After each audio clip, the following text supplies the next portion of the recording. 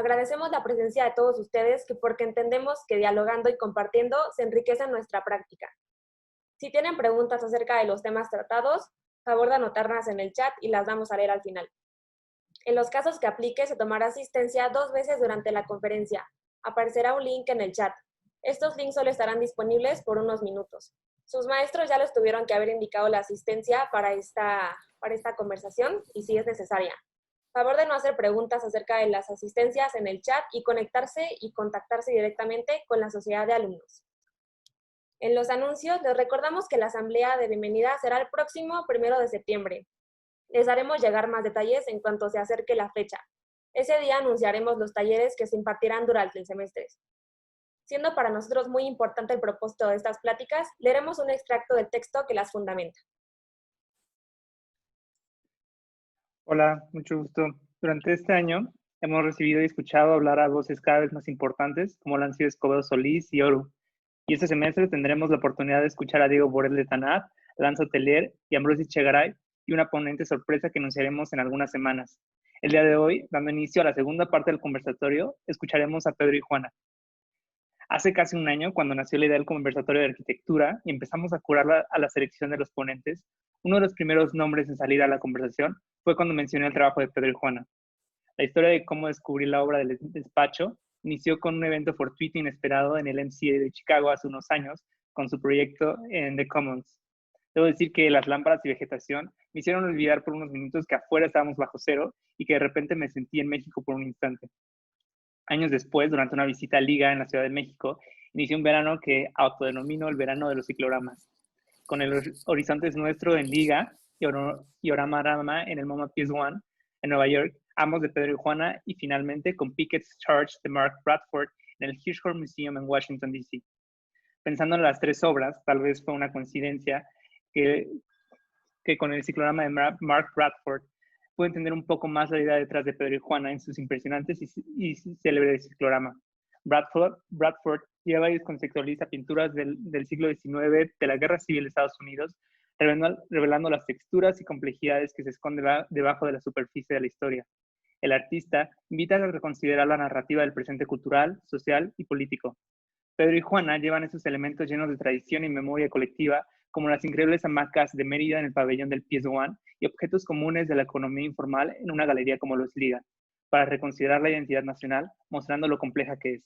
Pedro y Juana han logrado entender el espíritu de la arquitectura mexicana.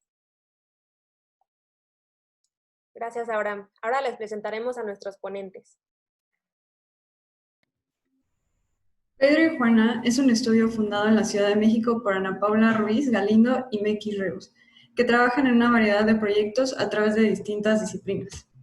Ana Paula Ruiz Galindo estudió arquitectura en la Universidad Iberoamericana de la Ciudad de México y tiene un máster en arquitectura por SciArc. Colaboró con el artista Jorge Pardo en Los Ángeles y junto con Meki fundó Pedro y Juana hace 9 años. Meki es arquitecto por SciArc y la Universidad de Delft en Holanda. Colaboró con el artista Jorge Pardo durante 5 años. Démosle la bienvenida a Meki y Ana Paula a nuestro conversatorio.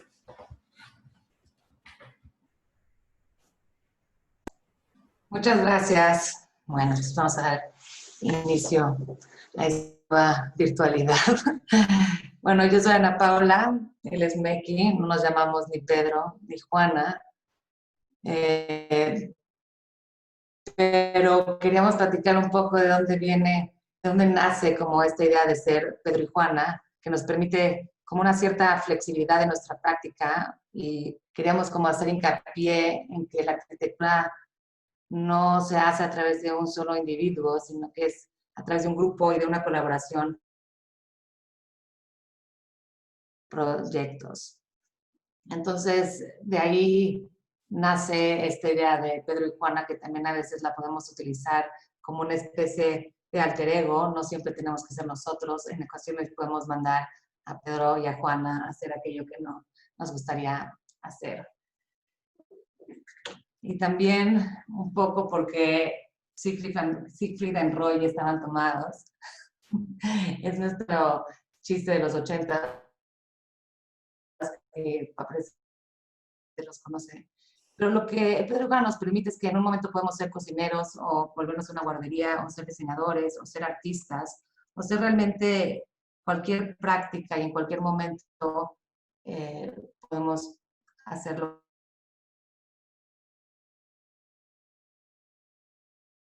Queramos de nuestro trabajo, constantemente diferentes escalas, pasando de un mueble a un anillo, a un edificio y cambiando de materiales, de escalas y de visiones. Creo que utilizamos también mucho la narrativa y la historia como parte de entender la arquitectura. Pero definitivamente nos consideramos arquitectos y lo que vamos a mostrar en esta presentación para nosotros es arquitectura. Y es arquitectura que explica una forma de trabajo y una forma que tenemos de relacionarnos con los objetos que trabajamos. Para empezar, vamos a empezar con el proyecto que mencionó Abraham en el MCA.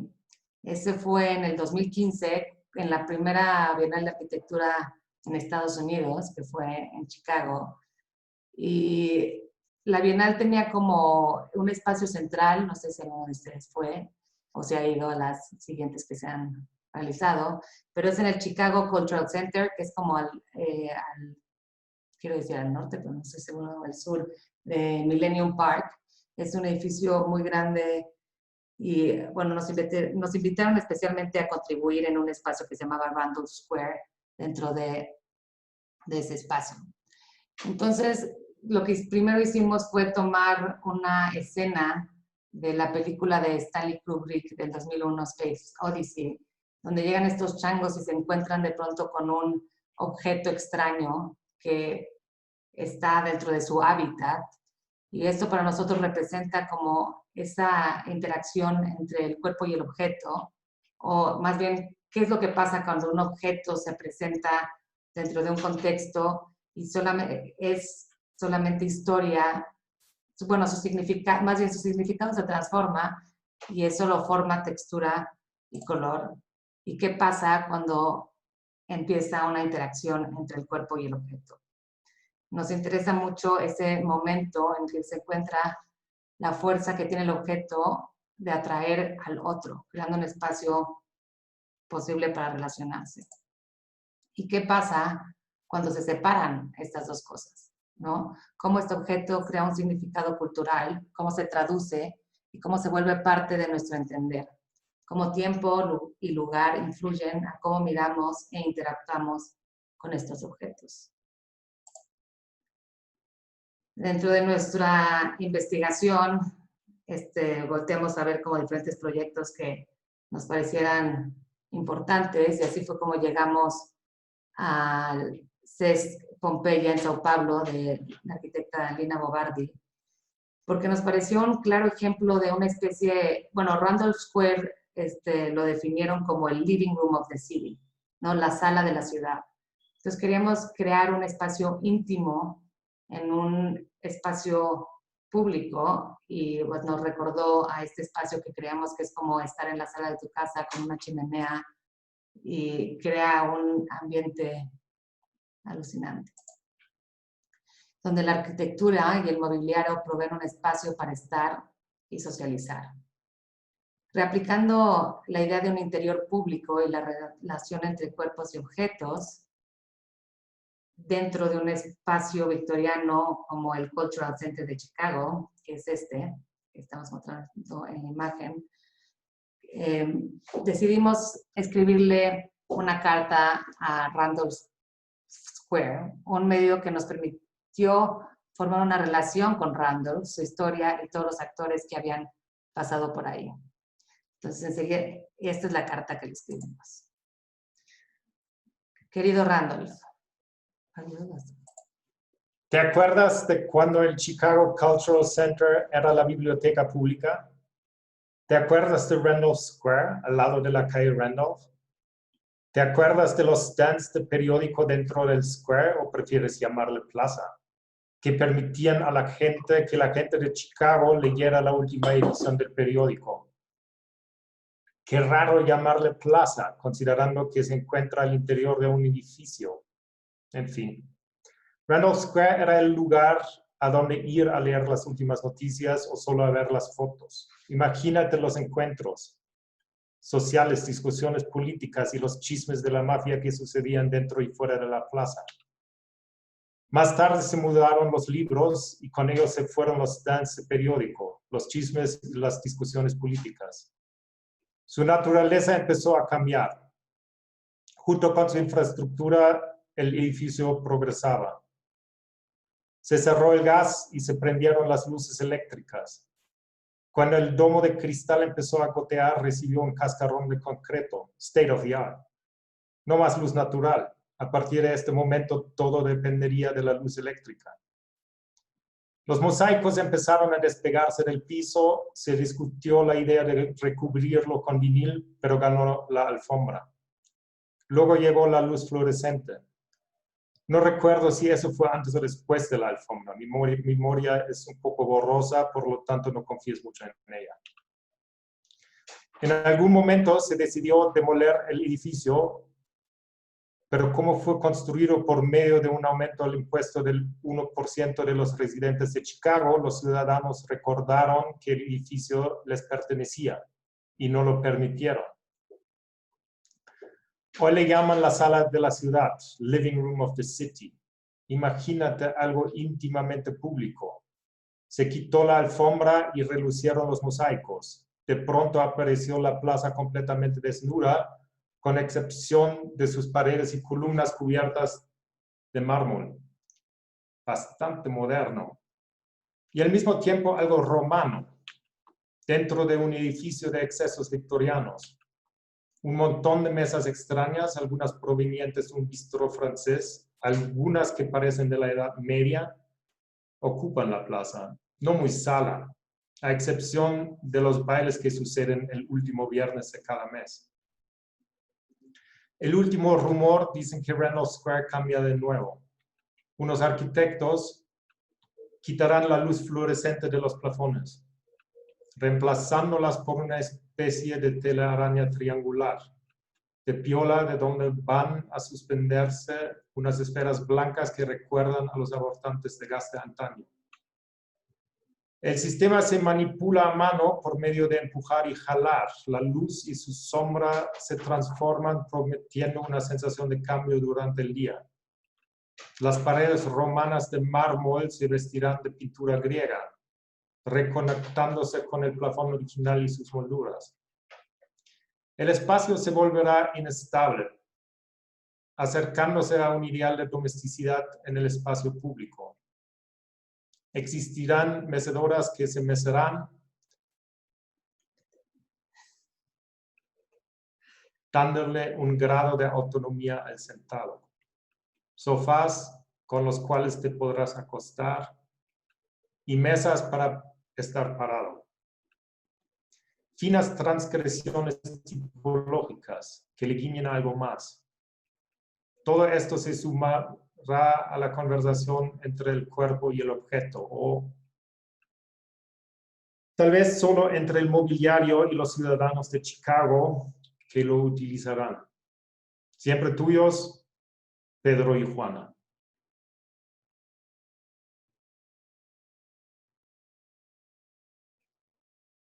Aquí podemos empezar a ver la interacción entre el cuerpo y el objeto y las diferentes formas en las que cada uno busca relacionarse pues, con aquello que se encuentra. Y un poquito como una vista hacia detrás del telón. Obviamente cada proyecto, y a nosotros nos gusta mucho utilizar la narrativa para platicarlo, pero requiere su parte técnica, especialmente cuando estás creando algo que va a estar en Estados Unidos, en un país que es muy litigante. Entonces, estas fueron como las diferentes pruebas que hicimos para ver que las mecedoras no se fueran para atrás. La maceta. Barro. Cuando eras niño, te arrastran por museos con mala luz y vitrinas con reflejos que apenas te dejan ver las pequeñas figuras a las cuales les falta alguna extremidad. Cucharas junto a vasijas rotas con siglos de antigüedad. Los sacerdotes te dirán que eres descendiente de un hombre creado de barro y su esposa surgió de su costilla. En Guatemala los humanos no corrieron con tanta suerte. Según Popol Vuh, hechos de lodo absorbieron tanta agua que se disolvieron. Después fueron creados de madera, pero no tenían alma ni mente, por lo que cayeron fuera de la gracia de los dioses y fueron golpeados y desfigurados, para luego recibir una gran cantidad de resina con la que serían reconfigurados. El único éxito de creación fue aquel que se hizo de masa de maíz. La maceta, hecha de barro, es una propuesta de un concurso que ganamos para el Pabellón para Archivo, Diseño y Arquitectura aquí en la Ciudad de México en el 2012. Lo que nos interesaba, aparte del material del barro y de la historia que tiene el barro dentro de México, y no solo México, pero más bien en el diseño mundial, era la habilidad que tenía de volverse performativa. No agarras, está hecha de tierra, le agregas tierra, le pones una planta y este objeto se va a ir transformando con el tiempo. Creamos un solo objeto, un solo diseño que al multiplicarse crea arquitectura, crea espacios, al igual que el ladrillo, cuando se multiplica y se apila, va creando espacios.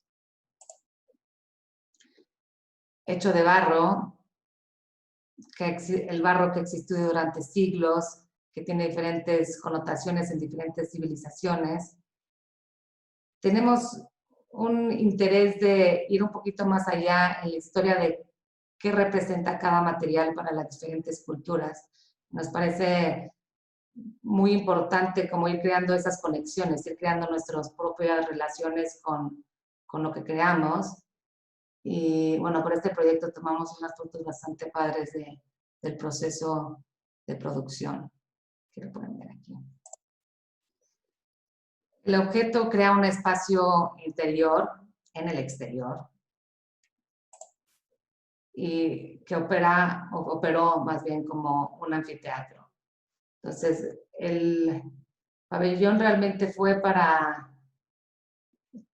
al inicio tenía un requisito de ser un café, luego se transformó en una parte más abierta y finalmente esto fue lo que quedó, una maceta a la mitad y completa que apilándose van creciendo hacia arriba. Un material vivo que va cambiando con el tiempo. Nunca hubo un momento en el que se viera igual y conforme fue pasando el tiempo y la patina del barro se empieza a ver esto de como la parte verde y el moho que se va creando. Y también te hace percibir el mismo jardín de otra manera, como que te obliga a voltear hacia arriba, a ver, como que vas buscando qué va a pasar cuando vas subiendo. Y bueno, claro, parte muy importante del proyecto era qué va a suceder después, tal vez pensando un poco en la parte de sustentabilidad y el barro proveniente de la tierra al final se podía romper y volver a regresar a él. Que no sucedió así, pero será. Más bien, este es el proyecto que vio ahora, no me pasa el otro de Chicago. Sí. Pero bueno. Este es un proyecto que hicimos entre 2016 y 2017, que era una comisión del Museo de Arte Contemporáneo en Chicago, que está un poco arriba en el Gold Coast, que Joseph Paul Kleihuis pues construyó después de 91, cuando ganó un concurso para mover la sede del existente Kunsthal a esta nueva sede que existía dentro de un parque que es parte de la ciudad. Y su propuesta original era básicamente ampliando la cultura hacia el lago y volverle una cosa continua. Y es el jardín también, ¿no? Ajá. Como el proyecto Chapultepec. Pero después de 20 años, el cubo racionalista necesitaba una mejora y la cosa era que pues el board que básicamente financió el museo todavía vivía y contra una típica pues, postura de ampliar metros cuadrados de los museos a volver los cubos enormes o contenedores enormes para cubo blanco de arte y todo lo que tenía que tener. La propuesta ganadora de Johnson Mark Lee dijo, nos quedamos dentro del cubo original y hacemos una remodelación y reforma ampliando un poco de metros cuadrados, pero no considerablemente. Lo que realmente hicieron era cambiar el museo en su función pública y volverlos pues como más accesible al público en general. Y lo hicieron a través de este espacio que lo llamaron The Commons, que era un espacio que se conectaba a través de una escalera a un área pública que se encontraba como en la parte de abajo del museo, que era restaurante, café, etcétera. Entonces, el público podía entrar a The Commons, a esta área, sin tener que pagar un boleto, que para nosotros y para el museo también era muy importante como proveer este espacio otra vez como público en un lugar como Chicago, que es tan frío. Y querían que se volviera un espacio educativo y de aprendizaje central al museo, que reuniera artistas, pensadores y audiencias por una constelación de proyectos que incluyeran conversaciones, performances, interacciones, talleres, presentaciones y lecturas. Pues querían mucho programa para un espacio bastante chiquito. Lo dividimos en 5 escenarios para entender realmente qué era requerido y empezamos una búsqueda de un tercer espacio no comercial, algo que la gente frecuente sin que sea trabajo, sin que sea casa, pues algo en medio, pero que de alguna forma pueden adoptar lo suyo y nos paramos un rato en esta imagen de una isla artificial, una idea alemana del trópico que recrean en los veranos y inviernos en una ex fábrica de Zeppelins en el este de Alemania. Nos interesaba la parte artificial de la construcción de ambientes que pues, como arquitectos estamos siempre involucrados, pero no de una forma tan pintoresca, por decir. Y nos fuimos a la parte opuesta, ¿no? La parte natural, la jungla, un ambiente natural donde siempre algo está a punto de suceder, pero no se puede captar en su totalidad. Un espacio completamente flexible y sin limitaciones, justamente lo que estaban buscando como programa de los Commons. El problema era que este es el clima constante del invierno por 4 o 5 meses, por lo menos en el Midwest de los Estados Unidos. Pero pues la arquitectura... Era la solución perfecta. La arquitectura ya tenía precedentes tipológicas con cuáles podría realmente combinar estos dos mundos, ¿no? Una techumbre de cristal que no solo es una solución de un problema, pero también tiene un análogo de un sitio de experimentación, polinización y reproducción que era importante tener o que se presentara dentro de los Commons. Entonces de ahí creamos el invierno tropical para introducir algo de calor y sentimiento a los Commons. No pudiendo usar el piso de los commons, porque como querían tener talleres y diferentes flexibilidades, decidimos irnos hacia arriba, hacia el techo. Y decidimos suspender un follaje artificial del plafón, que al abrirlo y agregarle luz artificial crea un invernadero individual y autónomo, lo cual es capaz de mantener las plantas durante los días oscuros del invierno. Entonces, a través de esos invernaderos, microinvernaderos individuales, proliferándolo, un poco misma táctica que las macetas, ¿no? Al proliferarlos, se vuelven realmente otra cosa, ¿no? Es como la resolución cambia y de repente tienes un follaje, o esto es lo que nos imaginábamos. El problema es dentro de un museo de arte contemporáneo o cualquier museo de colección. Con un archivo hay un problema, ¿no? Dentro de la modernidad que se llaman plantas. Plantas tienen plagas y archivos, especialmente papel, no se llevan muy bien. Cuando hicimos la propuesta, hubo un gran rato de silencio por parte del museo y después de largas conversaciones con profesionales de plantas y varios entomólogos, resultó que sí recordábamos de esta lista de plantas, se podía continuar, o sea que sí pasaron, más bien de revisar la lista de plantas, se escogieron ciertas plantas que no cargaban con estas especies y no se iban a comer ninguna obra de arte. Y entonces, para cubrir, no siendo suficiente trayendo un parque al techo, teníamos que también crear otros actores que pudieran recibir a las personas y se pudieran transformar en diferentes acciones y se pudieran guardar en la pared. Entonces, está la mesa, el daybed, el two-seater y el single-seater, que todos se podían reconfigurar. Bueno, la mesa era la que tenía realmente dos posiciones, una como mesa y otra como mesa-sala, no como mesa de café.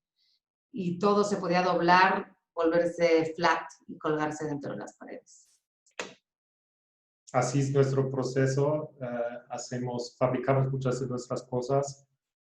Primero de prototipos, esto, ¿no? son muestras de cortado en cartón láser para realmente checar la estabilidad estructural y también entender color y sombra, ¿no? El hecho que luz nada más ilumina, pero al final del día crea objetos ajenos a los objetos que los emiten. Y afecta el espacio. Afecta mucho el espacio. Esta es Anastasia, Bromilde y Olivia, que sí. Son tres diferentes familias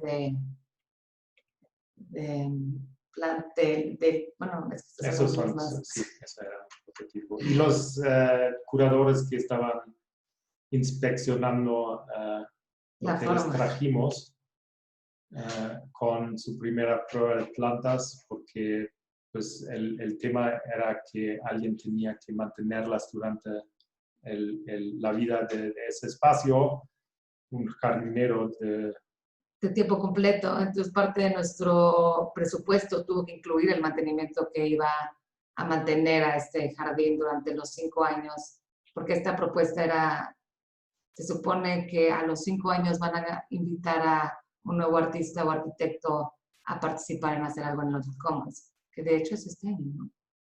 No. ¿El que sigue? No sé.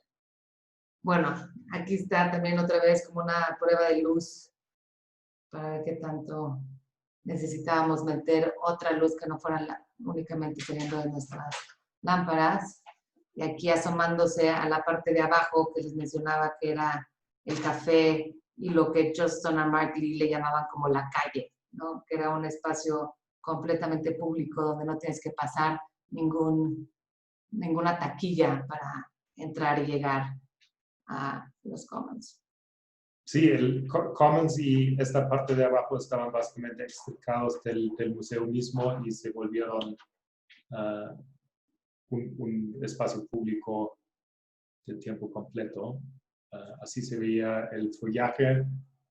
Al final hay escenario que al subirlo se volvía un tríptico que proyectaba básicamente los dibujos del follaje al tríptico mismo, en conjunto con un par de muebles ahí. El tema de no aumentar los espacios, el metraje del museo mismo significaba que no tenían para guardar los muebles en el mismo momento cuando tenían que vaciar el espacio. Y entonces diseñamos los muebles de una forma para que se podría desarmar, doblar y guardar en el muro, que a la vez ayuda un poco a la acústica del espacio, porque pues, se vuelve un poco una cortina, ¿no? Pues tema suave que rebota el sonido de diferentes formas. Las plantas hacen lo mismo. Entonces la acústica del espacio es bastante peculiar. Y la forma como estamos dando seguimiento a los espacios que estamos dejando, pues hoy en día a través de Instagram podemos ver un poco qué está sucediendo, si está funcionando, porque pues, esto siempre es un poco el tema. Y ahí va. Parece bien. Ahora vamos a entrar a una parte un poquito más teórica de nuestro trabajo, que fue una propuesta que hicimos junto con Jimena Jogreva y Montserrat Albores, historiadora y curadora de arte, para la Bienal de Arquitectura, en la cual fue del 2014, donde Rem Koolhaas fue el curador en jefe de la Bienal. Entonces, para dar un poco el contexto, cuando invitan a los diferentes países a participar, Rem especialmente, que fue el que más tiempo tuvo para desarrollar como la idea de esta Bienal, mandó un brief a todos los países queriendo un poco controlar y de cierta forma y bajo el control crear una historia de los últimos 100 años de la modernidad en el mundo, ¿no? Que él, como pueden ver en esta imagen, bueno, su teoría es la modernidad le ha quitado la identidad a la arquitectura. El mismo sistema capitalista ha hecho del mundo pues una cosa mucho más similar en vez de celebrar su diferencia. Entonces emprendimos una búsqueda de lo que nosotros entendíamos como modernidad o buscando como un paralelo, y esto me pareció interesante platicarlo por lo que mencionaban de Robert Irwin. En este caso nos fuimos con el artista Robert Smithson, que en 1969 junto con su esposa, una curadora y su galerista, decidieron hacer un viaje a México que incluía los estados de Chiapas, Campeche, Tabasco y Yucatán. Y durante su estancia en Palenque, Chiapas, se alojaron en el llamado Hotel Palenque, fundado en el 37 y ubicado en el número 15 de la avenida 5 de Mayo.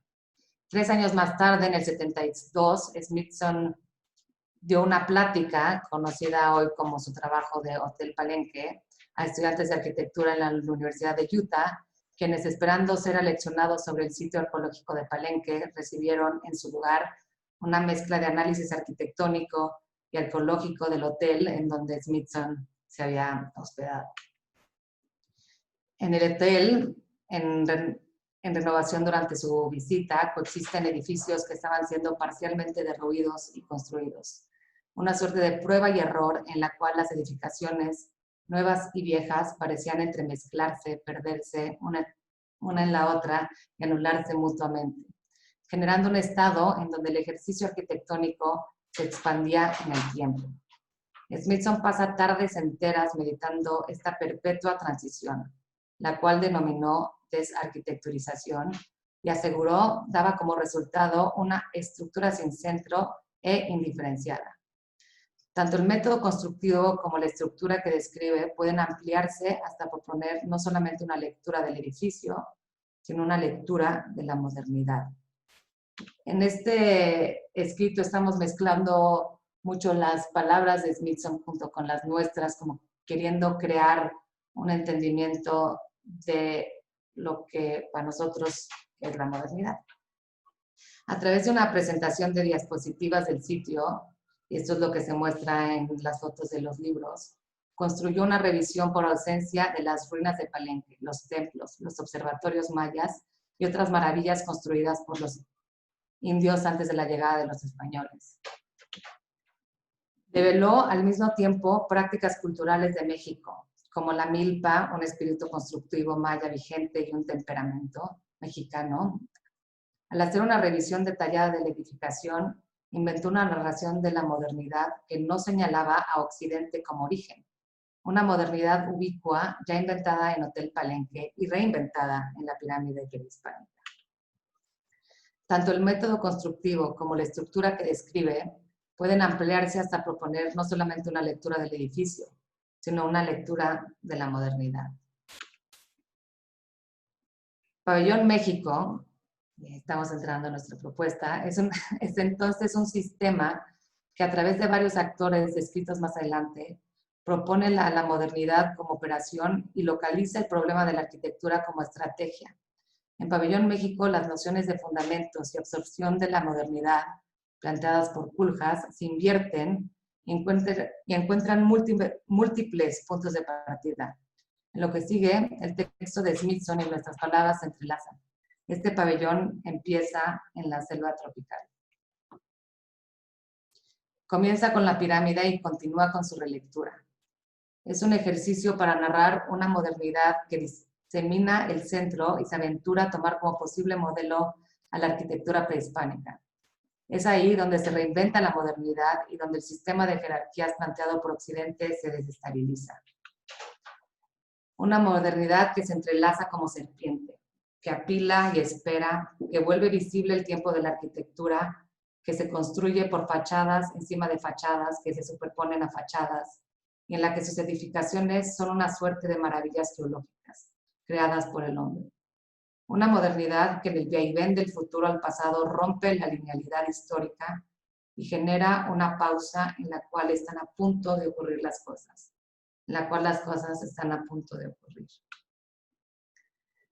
Pabellón México toma como punto de partida Hotel Palenque, no solamente como objeto que permite la revisión de una manera específica y localizada de construir arquitectura, desde la época prehispánica hasta hoy en día, sino también como estrategia para hablar de la misma modernidad, como una estructura sin centro, que se desplaza al supuesto origen y por ende complica la idea de su absorción, como el diagrama de Douglas Graff, buscando paralelos donde el tiempo colapsa y se resiste de una lectura lineal, en donde el tiempo y la historia quedan en movimiento continuo. Es un poco como la serie de Dark, no sé si ya la vieron. Para hacer es donde el tiempo no se lee linealmente, sino estamos proponiendo que la modernidad se creó antes de que la modernidad existiera. Entonces, Pabellón México nos permite tomar como punto de partida a México, nuestro país, y a la arquitectura precolombina como una de tantas fuentes para la arquitectura moderna. Proponemos una réplica invertida del sistema de Smithson, es decir, hablar de la arquitectura prehispánica como instrumental para el pensamiento moderno. El pabellón estaba constituido por distintas operaciones, componentes. Una activación arquitectónica, que era el pabellón mismo, que a través de sus columnas creaba el arco maya en una retícula. La cantina, que era ese espacio donde donde pasas las eternas tardes. Y bueno, aquí podemos ver columnas frente a columnas que se superponen a columnas para construir una retícula en donde se multiplican y expanden los puntos de apoyo. El vacío entre las columnas es el que forma el arco maya y donde se iba a presentar un diaporama. La cantina es el pabellón, es el sitio de las largas tardes mexicanas y el sitio desde el cual se puede pensar y activar la modernidad. Es una cantina que ofrece una pausa, un respiro, un espacio de descanso y reflexión sobre los temas planteados por la Bienal. Es una exportación a Venecia de un espacio mexicano que posibilita una metodología única y específica de socialización. Es también un intento por expandir el tiempo y el ejercicio de la arquitectura a una operación vivencial y a una meditación sobre su propia edificación. Era muy importante para nosotros pensar que dentro de todos los demás, si cada país iba a presentar una arquitectura moderna, nosotros teníamos que presentar algo que completamente contrastara con esa idea. Entonces, en la Universidad de Utah, Smithson la hizo de guía turístico, presentando un sitio sin sitio. De las ruinas del hotel mostró imágenes, pero de las ruinas arqueológicas no mostró nada. El diaporama, que es como una presentación que se estaría viendo en la parte de arriba, en la parte como blanca, proyectada en el plafón, iba a fungir como esa plática de Smithson de la arquitectura sin el sitio que la contiene y genera. El diaporama hace una revisión de la modernidad usando imágenes de estructuras prehispánicas que van acompañadas de una voz que narra operaciones de la arquitectura moderna. El formato provoca que el visitante del pabellón construya sus propias historias, conectando lo que aquí encuentre con sus experiencias, conocimientos y reflexiones. Entonces, lo que viene es una prueba de lo que ibas a ver mientras te tomabas un mezcal dentro de nuestro pabellón. Llegamos al templo de la Cruz Foliada, el cual se ve a la izquierda. Obviamente recibe algún tipo de mantenimiento para poder diferenciarse de la naturaleza. La fuerza de la selva en Palenque parecería tener la misma fuerza que la ira de los dioses que aquí se veneran. Naturaleza y edificación están entrelazadas, de tal suerte que en cualquier descuido va a ser imposible distinguir una de la otra. Es que la naturaleza es indiferente, no reconoce edificios ni dioses. La misma lucha enfrente la casa Farnsworth cuando el río Fox sube. Parecería que la arquitectura existe a pesar de la naturaleza. Es una imposición. Lucha con la gravedad. Sube lo más próximo que pueda al cielo y se encuentra en una perpetua contienda. Podríamos pensar a la arquitectura como aquello que siempre está ocurriendo contra esta fuerza devastadora, la cual insistentemente pretende fundirse e indiferenciarse de ella. Aquí vemos Teotihuacán. La abstracción del sitio hace pensar en las formas racionales de la modernidad. La traza dentro de la malla geométrica en la que los volúmenes están acomodados hace recordar Ciudad Universitaria, o Tlatelolco, o el Illinois Institute of Technology, incluso Brasilia. Hace recordar todos estos intentos urbanos utópicos propuestos a través de retículas y sectores.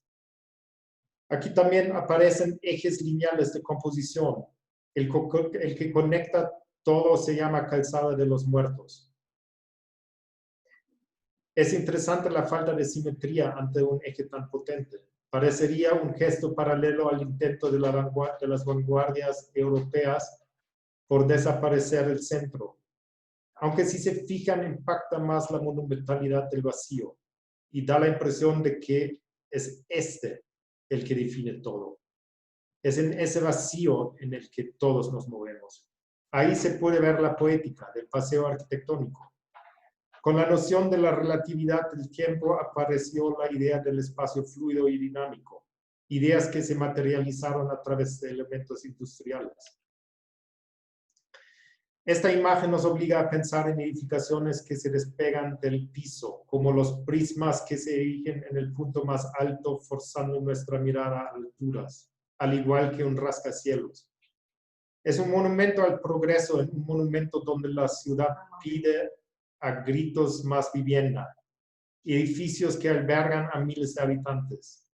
Al fondo a la izquierda, donde las columnas se aglomeran, podemos observar el fin de la supermanzana del centro urbano presidente alemán, con sus multifamiliares.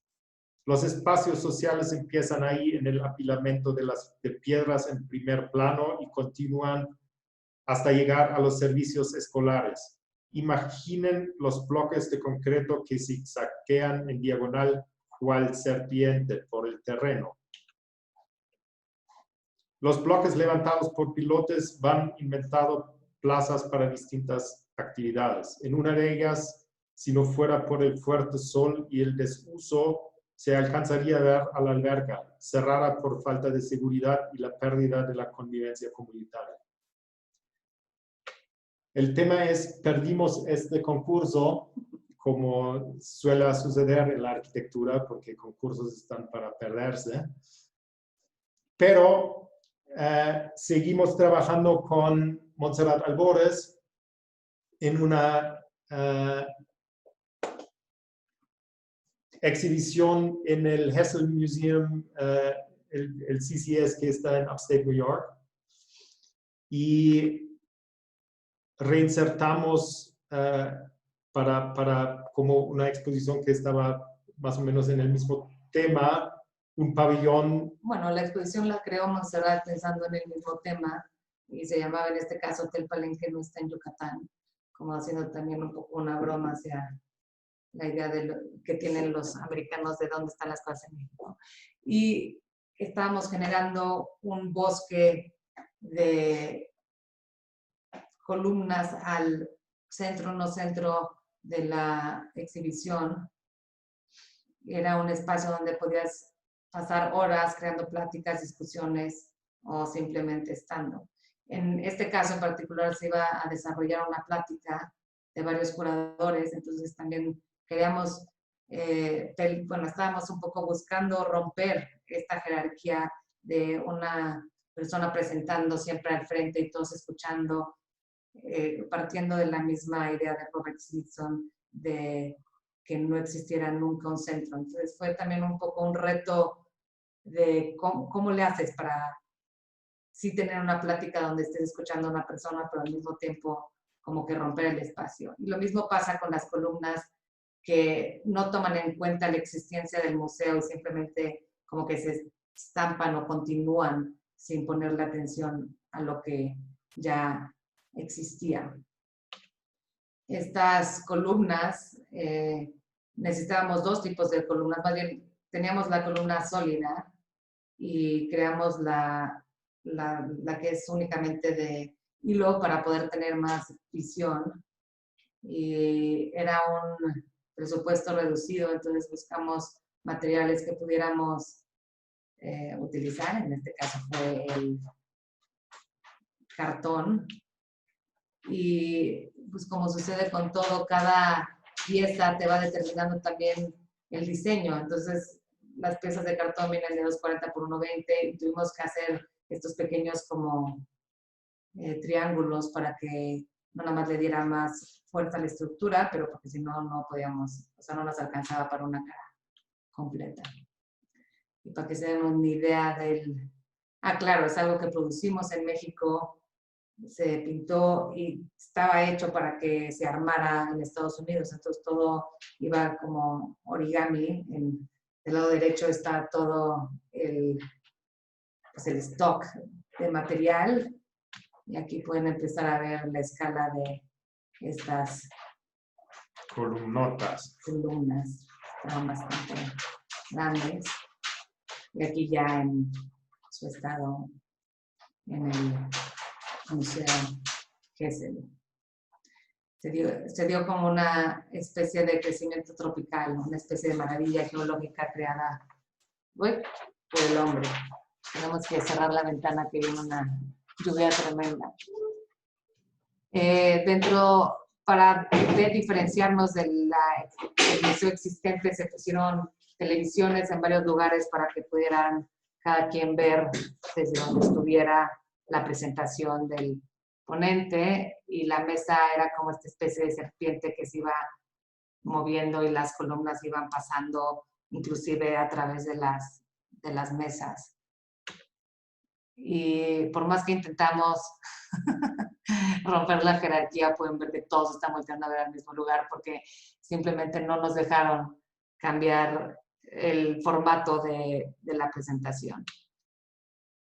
Y finalmente ya llegamos exactamente con 10 minutos de Ahora Marama y queremos empezar como cuando, no sé qué tanto sepan del pabellón del PS1, pero te escogen, primero alguien te tiene que nominar y tienes que mandar un portafolio, y en esa primera como propuesta te piden que escribas una idea de lo que planeas hacer en el proyecto. Entonces, esto fue lo que nosotros dijimos. Nota, esta no es una propuesta. Más que asentar lo que queremos hacer, un proceso lineal de una idea que luego se convierte en diseño, queremos involucrarte a ti como lector en nuestro proceso de creación, que comienza con el proceso de información y la intención de enmarcar e identificar actores que van a formar parte de nuestro proyecto. Eso te incluye a ti, al PS1, nosotros, esta página, las elecciones primarias en Estados Unidos, el hecho que más mujeres que nunca están en el Congreso mientras una caravana de migrantes atraviesa nuestro país con la esperanza de llegar a Estados Unidos. Que el día de hoy tenemos que cuidar al insoportable perro de mi hermano y que sabemos mucho más del proceso de destilar mezcal que cualquier cosa sobre Queens. En diciembre será nombrado presidente el recientemente electo candidato de izquierda con la promesa de la Cuarta Transformación de México, una supuesta revolución pacífica que está empezando a formarse con la cancelación de un mega aeropuerto y su promesa de progreso moderno. Ahí viene el cambio, ¿o no? Más que asentar lo que queremos hacer, un proceso... y entonces estas son como las 3 diferentes propuestas que hicimos o los pequeños collages que les presentamos de posibilidades. Nuestro proceso es de agregación, donde las ideas son dirigidas por herramientas de diseño, por materiales y texturas. No negamos a decir más o enseñar una idea de antes de que se materialice, pero sí nos gustaría desafiar la forma en la que la arquitectura lidia con su contexto. No vamos a ser contextuales. Vamos a producir algo que tenga la capacidad de ser política y socialmente disruptivo. Algo que se permita ser otro y que sea reconocido como tal. Es tiempo de hacerle espacio al desconocido. Es tiempo de tirar los muros, de dejar entrar la irreconocible y permitirle crear un diálogo. Un diálogo que empieza con el objeto arquitectónico, cualquiera que sea. Es tiempo de cuestionarnos las respuestas. Se darán a través del diseño, mediante el hacer de los objetos. Esto no es una propuesta, pero se puede convertir en una, y si es exitosa, será una de muchos objetos que constituyan algo otro, que no encaja realmente, pero que se decide interactuar. Algo que se puede deshacer y puede ser transportado, que se mueve con los cuerpos que lo habitan, que se desentiende de las formas lineales de leer la historia, transponiéndolas a propósito. Esto no es una declaración. Esta es una breve muestra del desgarrador proceso de poner en palabras la materialización en proceso de un proyecto. Para explicar cómo llegamos a Orama Rama, queremos hablar de todo lo que influye en un proyecto como el de un pabellón. Es un poco irnos a la historia de cómo, bueno, y entender un poco cómo cómo llegamos a la propuesta de un ciclorama, ¿no? También aquí está un poquito la línea del tiempo también para entender pues, los tiempos con los que estábamos lidiando, ¿no? En octubre nos nominaron, en diciembre hicimos una visita al sitio, en febrero fue la presentación, donde ya teníamos que llevar una maqueta 1:50 y tenías que tener un presupuesto bastante claro y básicamente y un estructurista que apoyara tu proyecto, ¿no? En marzo anunciaron al ganador y el 27 fue la inauguración. Entonces tienes 3 meses de desarrollo, 4 semanas de construcción. Y estábamos en ese momento preparando fue cuando nos invitaron a participar, estábamos haciendo el proyecto de Liga, que estaba lidiando con los dioramas. Nos interesaba mucho esta forma de capturar un espacio como lo han estado viendo en nuestras presentaciones pasadas. Entonces estamos buscando la forma de entrar al diorama, de probar la habilidad del objeto de reflexionar acerca del hábitat natural, pero no logramos en este caso intentamos entrar al Museo de Historia Natural y no nos dieron chance. Entonces empezamos a explorar al exterior de la ciudad, como estos lugares que crearan estos espacios naturales. Obviamente, no sé si han ido al espacio de Matías Geritz, que es realmente espectacular y que logra enmarcar las piedras de una forma, es increíble. Entonces estábamos buscando esa forma de enmarcar la naturaleza y el juego de la diferenciación entre el afuera y el adentro. Y también surgió este problema de preservación que, aunque obviamente está protegido el espacio escultórico de Matías Geritz, no está protegido su horizonte, ¿no? Entonces se creó una gran pleito porque se hizo este edificio, entonces estaban pidiendo a la UNAM que le quitara al menos 5 pisos, y ahí fue como cuando empezamos a interesarnos en la parte del horizonte y a quién le pertenece y qué tanto también es interesante preservar o qué tanto puedes preservar, ¿no? Y de ahí salió la idea del Horizonte es Nuestro, que fue la exhibición que hicimos para Liga, donde creamos diferentes actores que representaban diferentes tipos de preservación un poco absurdos que son imposibles, como el olor, el sonido, etcétera, de una ciudad. Pero, bueno, llegamos al PS1.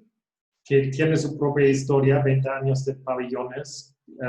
Este siendo el primero que estaba hecho por Gelatin, que era un grupo de artistas y pues en su primer momento que hacían una instalación para el verano, encontraron muebles viejos, hicieron una torre y no, los traían los vecinos, ¿no? Los traían los vecinos, ellos construyeron a través de lo que trajeron esta torre y una cosa con agua y esta burbuja, y su logro más grande fue que no se lastimó nadie durante la construcción de la pieza. 20 años después el tema se ve diferente porque ya está mucho más cargado con regulaciones. regulaciones. Además, el sitio del PS1, que en los 90 se construyen estos muros que tienen un poco la facultad de enmarcar el cielo alrededor de Queens.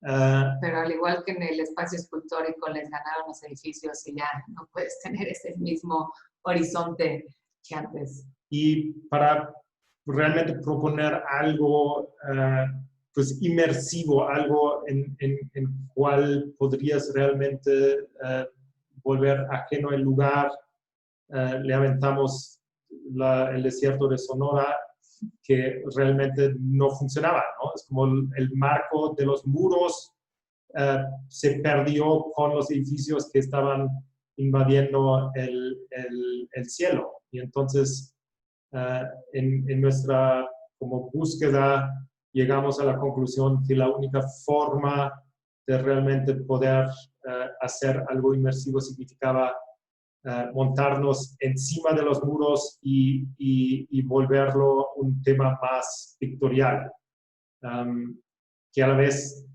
¿no? Con la investigación anterior llegamos otra vez a una tipología existente vieja que es el diorama o el ciclorama o el panorama, que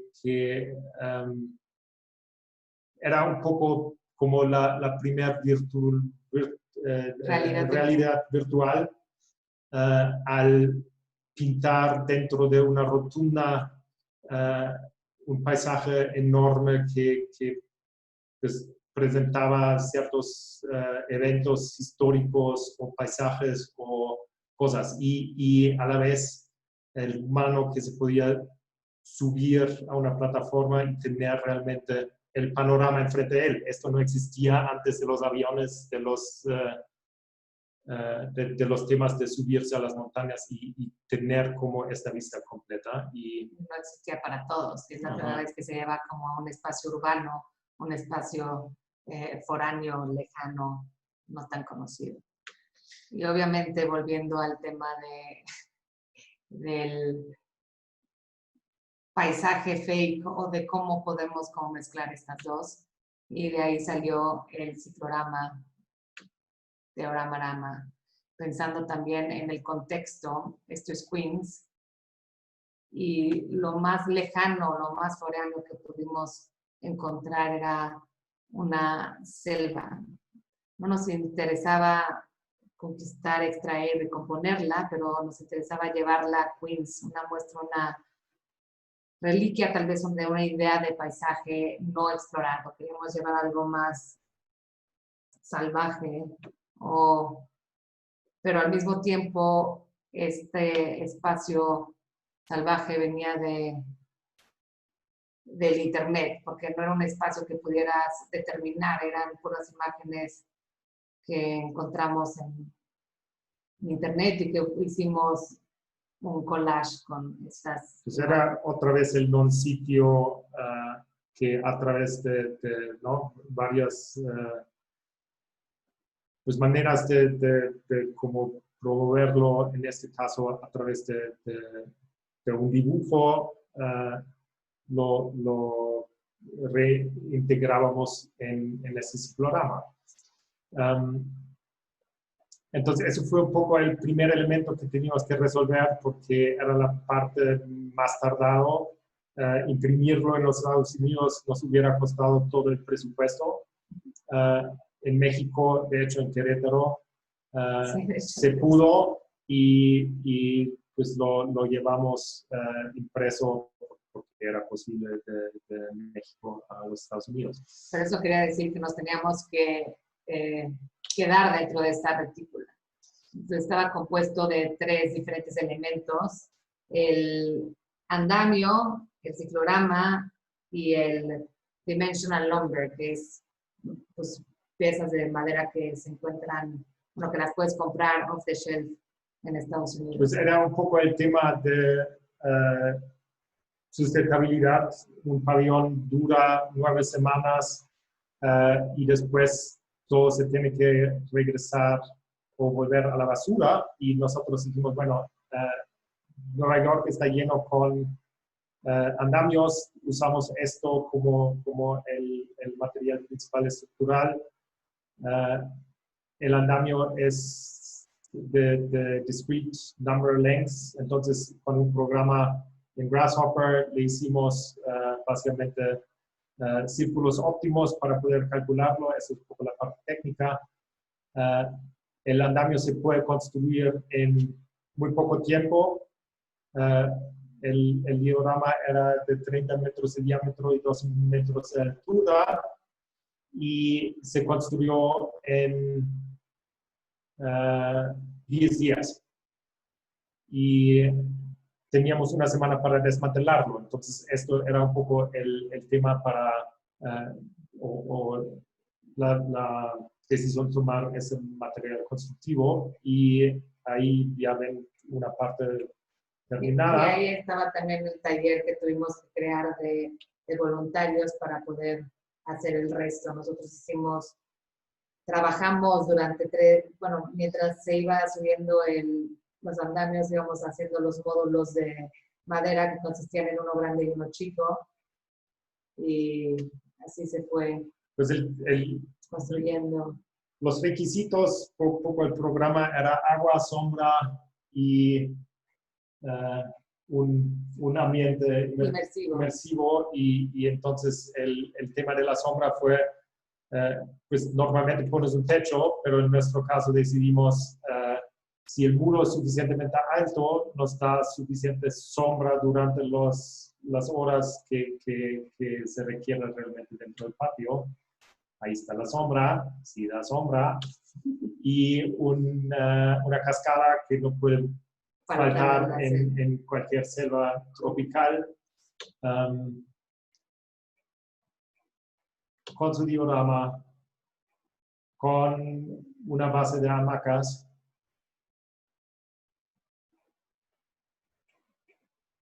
Y aquí está siendo utilizado con banquitos extras para que la pudieras llevar. Era muy importante para nosotros también la forma en la que ibas apreciando o reconociendo el objeto, y estas puntas azules, aparte de que le daban profundidad, únicamente estaban de un lado, lo que hacía que jugara con tu visión. Y todo salió un poco de una plática en Oaxaca, en un Palenque. En Oaxaca, en Palenque, que eventualmente lo que queríamos hacer era reciclar todo esa madera, meterla en contenedor y volverlo unas cabañas en la ciudad de Oaxaca que íbamos a intercambiar por mezcal. Se complicó la situación, pero sí logramos tener mezcal y reciclar la mayor parte de la madera. Y son unas imágenes con el siguiente, con las hamacas que sí vinieron de Yucatán. Y la idea también era reciclar estos pedazos de jungla, volverlos bolsas y así no dejar la huella. En la noche también era muy impresionante. Digo, es poca la noche en Nueva York en verano, pero se iba iluminando poco a poco y entonces se convertía también en una especie de lámpara para todos los edificios que estaban a su alrededor. No podíamos no mostrar la maqueta que la hicimos con nuestros estudiantes de Cooper Union y que por sí sola nos parecía una pieza que era muy interesante. Y eso es todo.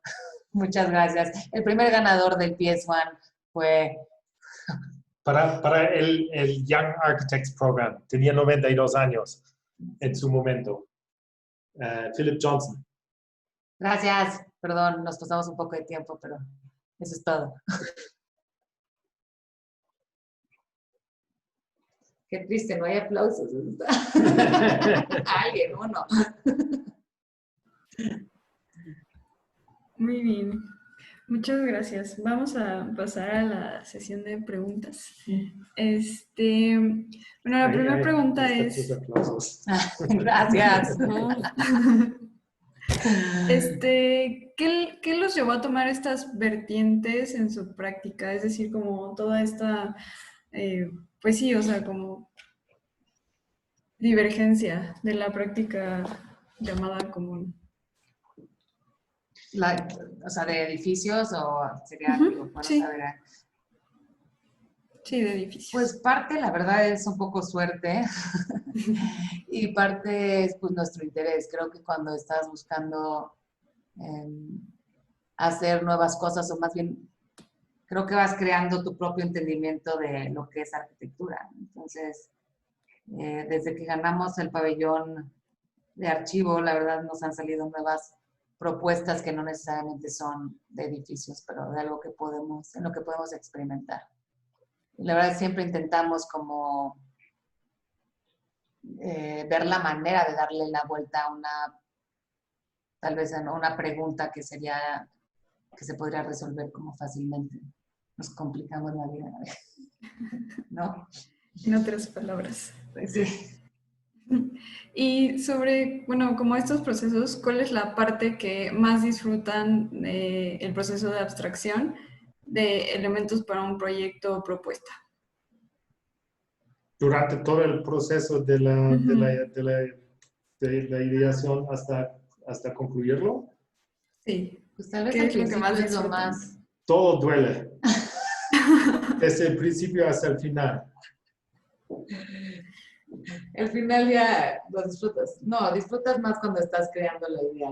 Yo diría que es mi parte más divertida. Y ya después, cuando pasa un mes y puedes voltearlo a ver con otros ojos, también es muy padre. Yo creo que dentro de la arquitectura pues tiene tantas facetas. No es nada más el diseñar y proyectar y, ¿no? Como de alguna manera tener en papel, computadora, donde sea, algo que posiblemente se realiza en algún momento de la vida. Sí, podemos explicarle. Quitamos nuestro sonido de la jungla. Pero hay un proceso cuando realizas las cosas, cuando tienes que lidiar con tanta gente, que para resolver cosas, para convencer que ciertos modos se tienen que ejecutar de cierta manera, que te hacen cambiar el modo como estás haciendo las cosas, especialmente cuando empiezas a trabajar con ¿no?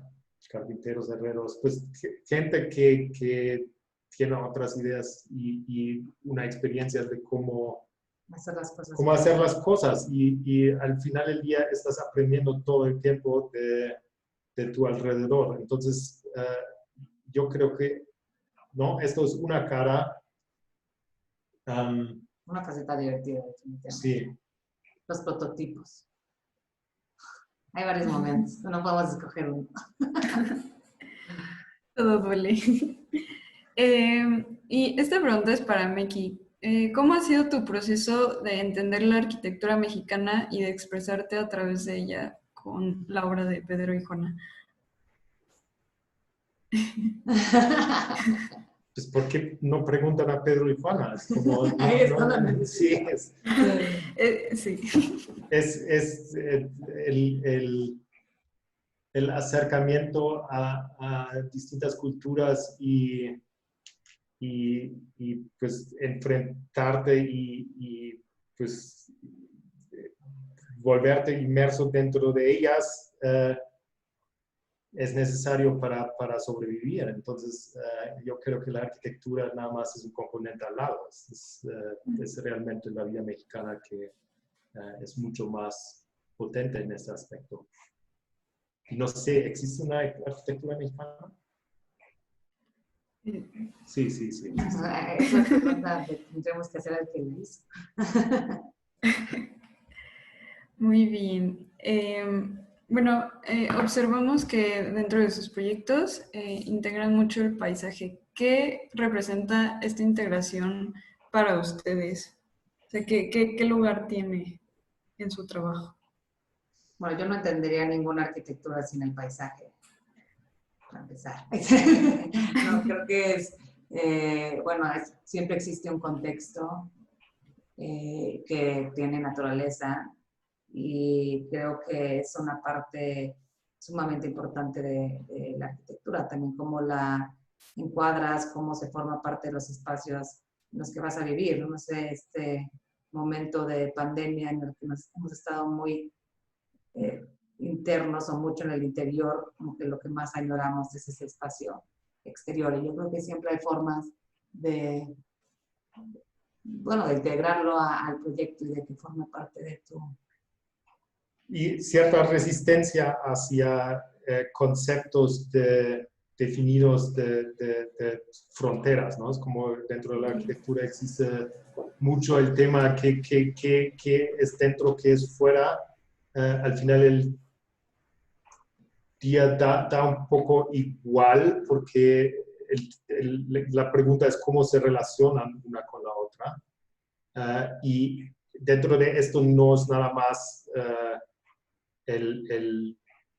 pues la relación entre estas dos, pero es la relación entre una multitud de cosas, objetos, espacios, ¿no? Es como varias jerarquías que se tienen que negociar entre ellos para realmente crear un espacio, ¿no?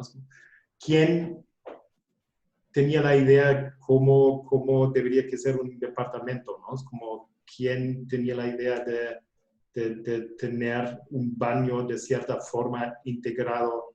En México se ve en varias ocasiones que los baños son parte de los cuartos. Hace 100 años el excusado estaba Y era comunal. No, pues estaba afuera, estaba en el patio, ¿no? Es como, era hasta 5.000 años comunal, en donde todos estaban cagando al mismo tiempo. Entonces, yo creo que hay que ampliar la vista un poco y permitir que más cosas entran. El paisaje, en este caso... No, sí. buscar nuevas formas de definir cuál es la forma, o sea, si es, no solo porque así haya, o sea, porque te enseñaron en el Neufeld que esa era la forma de hacer un cuarto, es como cuestionarte lo que haces en cada uno de los cuartos y cuestionarnos si podemos tener una injerencia en nuestro día a día y en la forma en la que vivimos también. Creo que ese es el poder de la arquitectura, es lo que tenemos que buscar, entender culturalmente. ¿Por qué son las cosas como son y de dónde vienen? Okay. Y si tenemos el poder de cuestionarlos dentro de nuestros proyectos, entonces vamos a aprender algo. Creo que eso es un poco el punto. Nosotros no tenemos ni idea de qué estamos haciendo. Estamos viendo qué estamos haciendo y conforme estamos haciendo, aprendemos. Súper. Y nos pregunta nuestro profesor Lucas Hoops que en su proceso investigativo hay algo que buscan en particular como algún hilo conductor que puede ligar todos sus proyectos. No. Ese es un poco yo diría, sí. Después de, o sea, una vez cuando tienes que hacer este tipo de presentaciones te das cuenta que sí existe como un cierto hilo, y yo diría que es más bien un interés. Claramente tenemos un interés por la narrativa y por la historia y por entender las tipologías que existen dentro de la arquitectura, y eso es lo que nos hace cuestionarlas, y por eso creo que durante todo el proyecto se puede ver ese hilo, pero no diría que está predispuesto. O sea, no decimos, bueno, estamos interesados en la arquitectura prehispánica y así empezamos, más bien estamos interesados en el Smithson y así llegamos a la parte prehispánica. Y bueno, como arquitectos, pues nos siguen fascinando cada pieza arquitectónica del año en el que venga. Pero creo que sí, no es que nos guiemos a partir de una idea, sino que las vamos como descubriendo. Es un poco más desconstructivo que parte de una idea, ¿no? No sé, creo que hay muchos intereses por muchos lados y pues de vez en cuando entran en el proceso de la realización de la ideación de los proyectos, ¿no? En muchas ocasiones no existen ideas que son a priori al resultado del proyecto, van a la mano. De vez en cuando empezamos con el objeto mismo y este nos lleva a través de conversaciones, etcétera, luego a puntos en donde encontramos nuestros intereses. El ciclorama, por ejemplo, es un caso como esto. Durante el proceso teníamos ya formalmente resuelto el anillo encima y nos encontramos el ciclorama y a partir de esto lo podíamos interconectar. Entonces, sí, creo que en presentar es también muy interesante ver, porque tienes que presentar de alguna manera. Hay una linealidad dentro de esto y romper esta linealidad estamos intentando a través de cartas, cuentos, varios otros tipos para buscar lo que es el contenido de lo que estamos haciendo. Súper. Y, o sea, en relación a esto, ¿creen que es importante que su práctica esté informada por el arte? Todo está informado por el arte. Sí. El arte es una forma de ver las cosas, ¿no? Es una representación, bueno, artística. Cada proyecto tiene su representación y creo que lo que estamos buscando es lo que hacemos nosotros es una representación arquitectónica. Tenemos eso dentro, estudiamos arquitectura, somos arquitectos y cada uno de estos proyectos creo que tiene, o sea, no hay forma de escaparlo, es parte de nuestro ADN. Es un poco también parte de nuestra formación, porque pues, estudiamos arquitectura, pero nunca trabajamos en un despacho de arquitectura, entonces no sabemos cómo hacer arquitectura como se debería. Y creo que por eso estamos muy confundidos y esto nos vuelve un poco más fluidos en el tema de cómo abordar preguntas, problemas, proyectos. Pero sí, lo digo, nos gusta el arte, trabajamos con un artista y estamos muy... Sí existe una influencia que nos interesa, pero también estamos buscando pues ser algo dentro del mundo de la arquitectura, ¿no? Ok. Ahí me desaparezco. Sí, te estás Me quedando come la como, jungla. como Homer Simpson saliendo de la Ah, sí, exactamente. Pues estoy imaginando todo eso durante toda la conferencia. Y bueno, para cerrar y con esta pregunta que le hacemos a casi todos los ponentes, es ¿cómo era su versión de estudiante universitario? ¿Qué estaba pensando ese estudiante acerca de la arquitectura? Estaba pensando de ese estudiante. ¿En qué momento? Vives muchas vidas de estudiante, creo yo. A uno Ahora que se quedamos acuerden mucho. pero, a ver, ¿cuál era otra vez la pregunta? ¿Qué versión de arquitectura tenía el estudiante? Ajá, ¿O qué queríamos ser? como su versión de estudiante universitario, ¿qué estaba pensando acerca de la arquitectura? O, sí, como a qué se estaba Pensando. Mucho predisponiendo. dolor. ¿Por qué solo piensas en dolor, Dios mío? No, broma. Híjole. Yo creo que estaba pensando en muchas otras cosas que no eran nada que ver con arquitectura, pero no sé si tenía una visión clara de lo que era arquitectura. También estaba muy interesada por ciudad, más cuando era estudiante. Estaba muy interesada en lo que pasaba afuera, en los espacios públicos. Y pues sí, tal vez sí existía un interés por esa relación entre espacio, arquitectura y público, aunque no creo que lo tuviera tan claro, pero tal vez algo que me interesaba hacer. También estaba muy interesada en huir y luego regresar a este país. Aquí no te vas a salvar, es que Pues no me acuerdo de nada, eso es la verdad. No estudió mucho, según yo. Nada, punto. Nada. Estabas más interesado en hacer que en pensar en qué era la arquitectura, siento yo. Sí, tal vez. Está bien.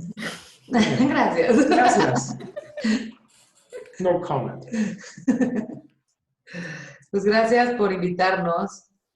Es raro no poderlos ver, pero nos hubiera encantado poder estar en Querétaro. Sí, hubiera estado Wow. increíble. A la próxima nos tendrán que invitar. Si siguen estudiantes. Después de Eso es todo. cierto, bueno, eso. Tal vez. Bueno, con esto cerramos y le voy a pasar la palabra a mis compañeros para poder cerrar la sesión. Muchas gracias por acompañarnos hoy. Gracias. Gracias. Gracias. Gracias, Meki y Ana Pau.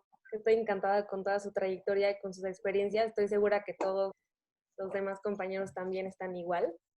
Y les agradecemos a todos su atención y su participación en este evento. Los invitamos a seguir participando, así como a seguir nuestras redes sociales, tanto de la escuela como de la sociedad de alumnos, para mantenernos enterados de más eventos como este. Muchísimas gracias y los invitamos a la siguiente sesión de conversatorio con Diego Borrell de Tanat. Y nuestra cuenta de Instagram es dia.osac. Muchas gracias y muy buenas tardes y de verdad felicidades por su trabajo. Gracias. Muchas gracias. Cuídense. Cuídense. Que les vaya bien en este nuevo semestre. Chao.